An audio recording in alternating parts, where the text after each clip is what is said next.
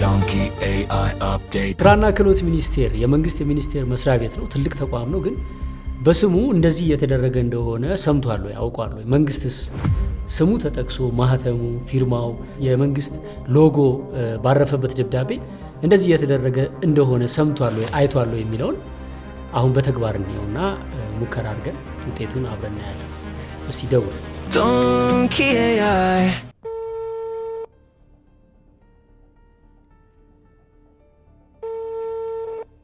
ሄሎ ሰላም ነው። ሰላም ነው። ካናዳ መሄድ ፈልጌ ነበር። እሺ ይቻላል። ቲክቶክ ላይ ባገኘሁት ፔጅ እና እሸቱ ነው አይደለም የሚልከው? ልክ ነህ። ግን አሁን እኔ እሸቱ አይደለም ማናጀር ነኝ። የእሱ ማናጀር ነህ? አቶ ልዑል ቻሌ ይባላል። ምን ያስፈልገኛል? ፓስፖርት አለ? ፓስፖርት የለኝም። ፓስፖርት ማውጣት ይኖርብሃል። እስከዛ ግን እድሉ ያልፋል። መደበኛ 45 ቀን በላይ ስለሚቆየብህ ለማውጣት እናንተ ታግዙኛላችሁ? ማውጣት ትችላለህ እኛ ጋር። ስንት ብር ነው? በምን ያህል ቀን ነው እንዲወጣ የፈለከው? በ2 ቀን አለ፣ በ5 ቀን አለ። ኦኬ በ5 ቀን ነው፣ ችግር የለም። 13,000 ብር። ከዛ ግን ይወጣልኛል አይደል? ለምን አይወጣልህም? ይወጣልሃል። አሻራት ፋይዳ አለ አይደል? አለኝ።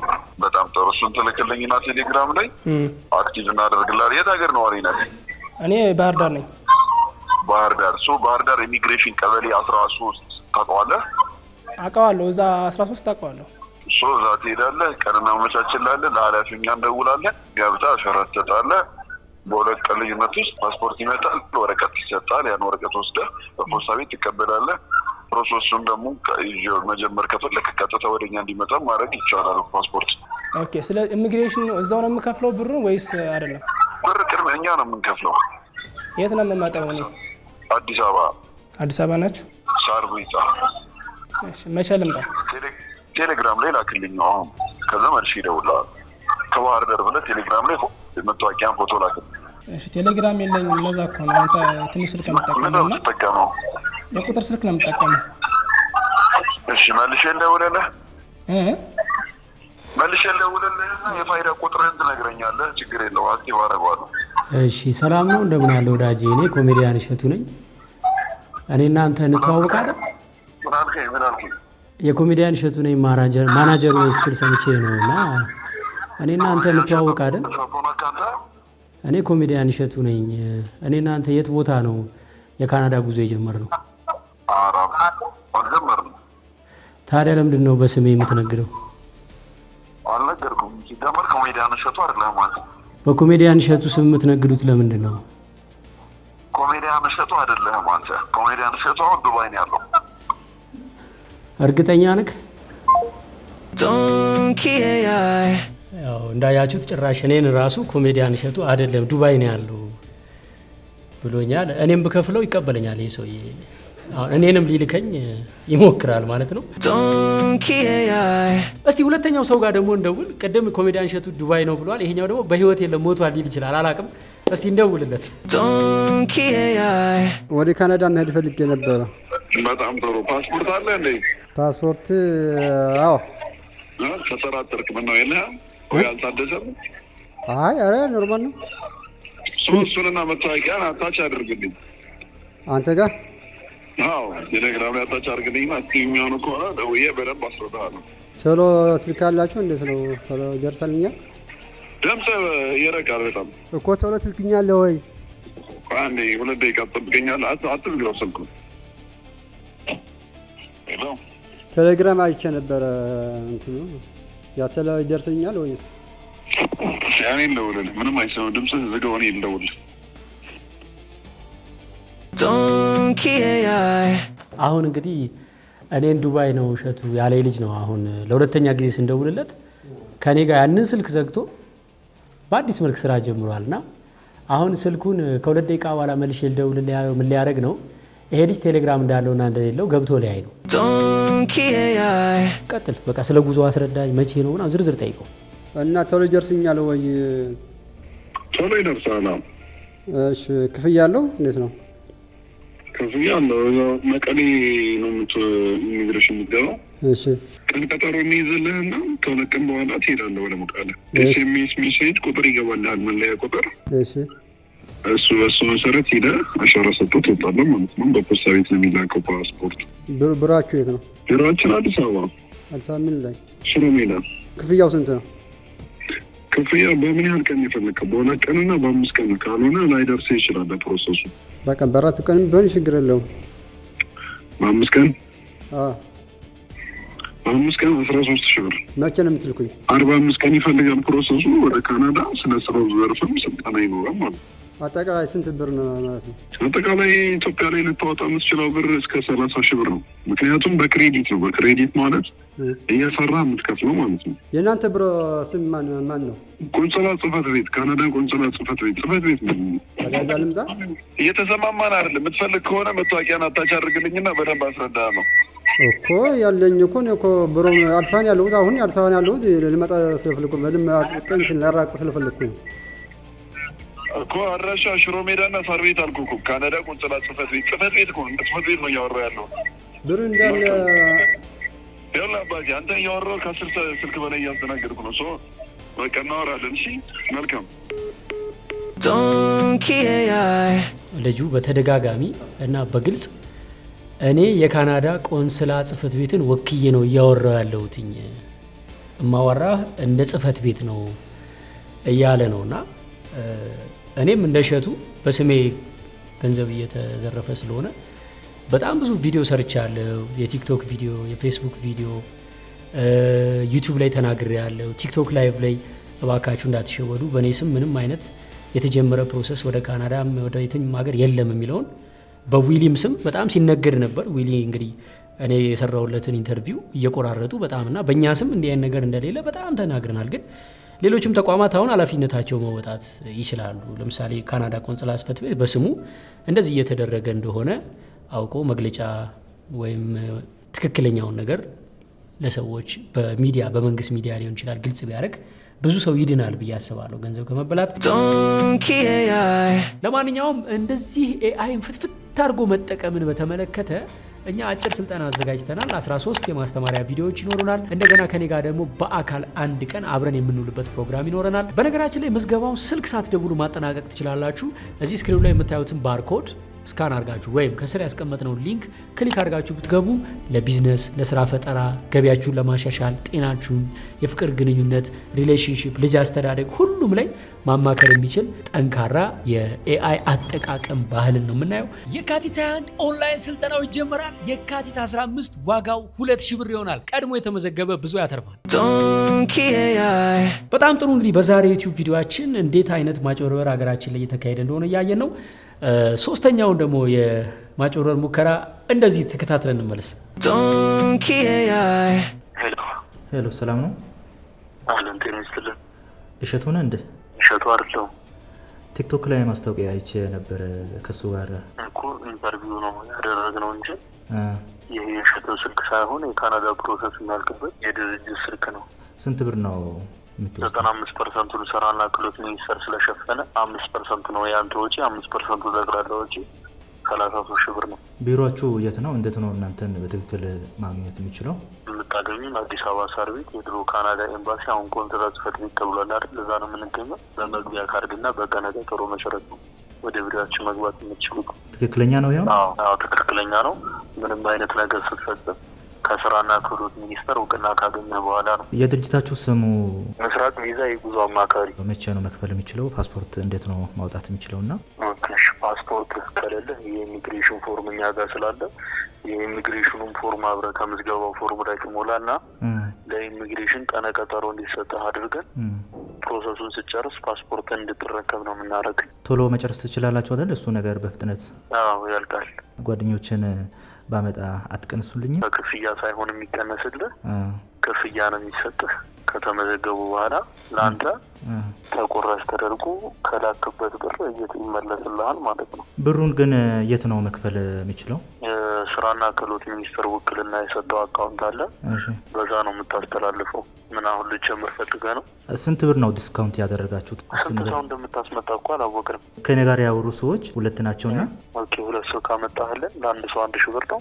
ለአንድ ሰው 1,000 ብር 2,000 ብር ዲስካውንት አለ የመጀመሪያ ቅድመ ክፍያ ጋር 2000 ብር ይቀንሳል። ስለዚህ አንተ 3500 ነው የምታስገባ የመጀመሪያው፣ እነሱ 5500 ማለት ነው። እዛ ደግሞ አክሴፕታንስ ሌተር ላይ ደግሞ ዲስካውንት አለ። በየፕሮሰሱ ነው እየቀነሰ እንሄድ። እሱ ነገር አሁንም አልገባኝምና ላስረዳህ አንዴ። እሺ አሁን ምዝገባ ታደርጋላችሁ አይደለ?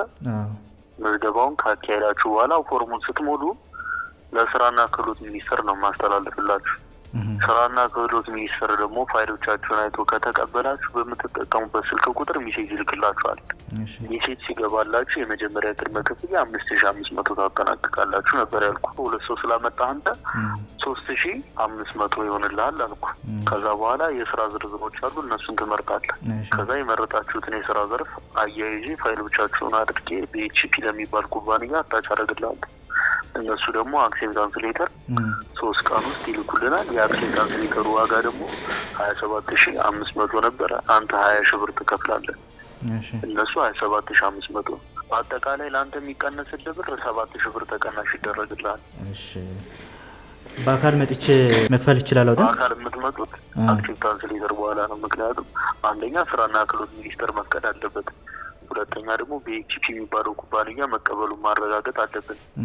ስለዚህ እንደዚህ ስለሆነ መጀመሪያ ምዝገባ አካሄዱ፣ ከዛ ለስራና ክህሎት ሚኒስቴር አስተላልፍላችኋለሁ። አካውንት ብትልክልኝ በጣም አሪፍ ነው። መቼ ልትከፍል ነው? አሁን ከጓደኞቹ ጋር አውርቼ መክፈል ይችላሉ፣ ችግር የለም። እሺ ስለዚህ የምዝገባ ወረቀት እንዴት አድርጋችሁ ነው? ቴሌግራም አትጠቀምም? እጠቀማለሁ እኮ በቴሌግራም እልክልሃለሁ። አንተ ጉርድ ፎቶውንና የነዋሪነት መታወቂያ ላክልኝ በዚህ ስልክ ቁጥር ቴሌግራም ላይ። ከዛ በኋላ እኔ የምዝገባ ወረቀትና የምትከፍሉበትን አካውንት እልክላችኋለሁ፣ ወይ ደግሞ ቀድሜ ልላክላችሁና እናንተ ጉርድ ፎቶና የነዋሪነት መታወቂያ ላኩልኝ። እሺ ሌላ ጥያቄ ካለ እጠይቃለሁ። እሺ ችግር የለም። እሺ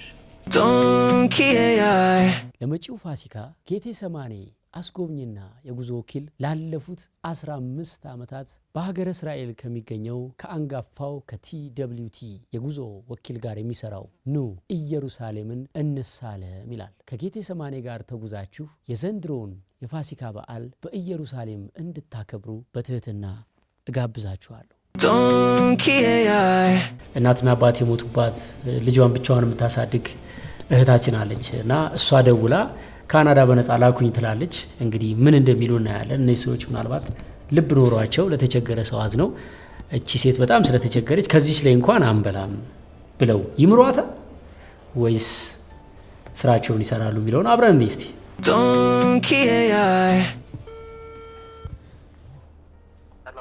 ሄሎ ካናዳ ለመሄድ ፈልጌ ነው አባቴ የደወልኩት። የት አካባቢ ነው ያለሽ? እኔ ወደ ወላይታ ነኝ ያለው። ፓስፖርት አለሽ? ፓስፖርት እንኳን የለም አላወጣውም። ጉርድ ፎቶ፣ መታወቂያ፣ ትምህርት ማስረጃሽን ቴሌግራም ላይ ተቀርቀሽ ደውዪ። ሁሉም አለ ግን አይ እኔ በጣም ተቸግሬ ነው አባቴ። የተወሰነ ያስፈልግሻል። የተወሰነ ፔመንት ምን መታወቂያ ምናምን ነው ወይስ ምንድን ነው የሚያስፈልገው? 45,000 ብር ባለው እዚህ ኢትዮጵያ ውስጥ ያስፈልግሻል። ካናዳ ከሄድሽ በኋላ ግን ያው ቀላል ነው የሚሆነው። ያለው ነገር በአንዴ ስለሆነ የሚያልቀው በአንድ ወር ከ15 ቀን የሚያስቸግር ነገር አይኖርም። ኦኬ ወይኔ አባቴ በእናቴ እኔ አባቴ እናቴ ሞቶ አንድ ልጅ አለች፣ እሷ እያሳደግኩ በጣም እኔ ተቸግሬ ነው። ራሱ ልጅቷ ማለት ትምህርት ቤት አስገብቼ አሁን ምንም 10 ሳንቲም ብር እጄ ላይ የለም። ግን እንደ አቅሙ ያለው እከፍላለሁ።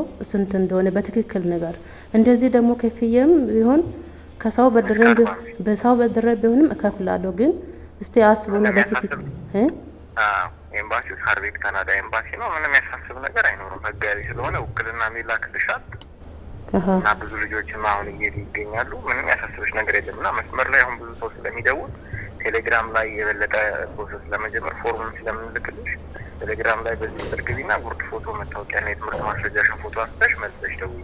እሺ አባቴ ችግር የለም። እኔ በጣም ቸግረ ነው እንትን ብዬ ነው። ደግሞ ስንት ቀን ነው የሚፈጀው?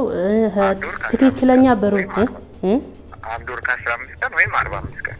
ኦኬ ብሩን ትክክለኛ ስንት ነው? በትክክለኛ ብር ደግሞ በምንድን ነው ማለት? 45,000 ብር።